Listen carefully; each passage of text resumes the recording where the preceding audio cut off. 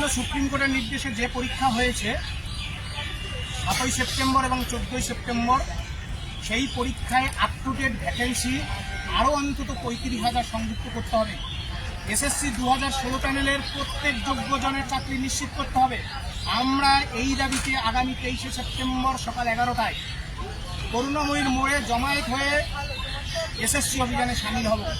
কারণ আমরা এসএসসি মাননীয় চেয়ারম্যানকে 5 সদস্যের প্রতিনিধি দল গত 1 সেপ্টেম্বর মহামান্য কলকাতা হাইকোর্টের নির্দেশে ডেপুটেশন এবং আমাদের আলোচনা হয় যোগ্য শিক্ষক শিক্ষিকা এসএসসি 2016 প্যানেলের তালিকা যাতে অবিলম্বে প্রকাশ করেন, কিন্তু তিনি করেননি।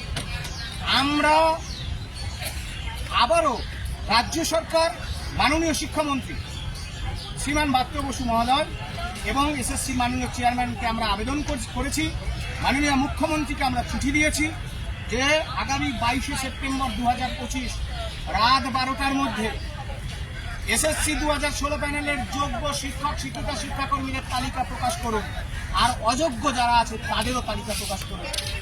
আর 9 বছর ধরে নিয়োগ নেই, বিদ্যালয়গুলো ফাঁকা করছে, আপ টু ডেট ভ্যাকেন্সিতে দিয়ে প্রত্যেক যোগ্যজন এবং ফ্রেশার্সদের মেধার নিরিখে চাকরিতে বহাল করুন বা তাদের এই প্রক্রিয়ায় সুসম্পন্ন করুন।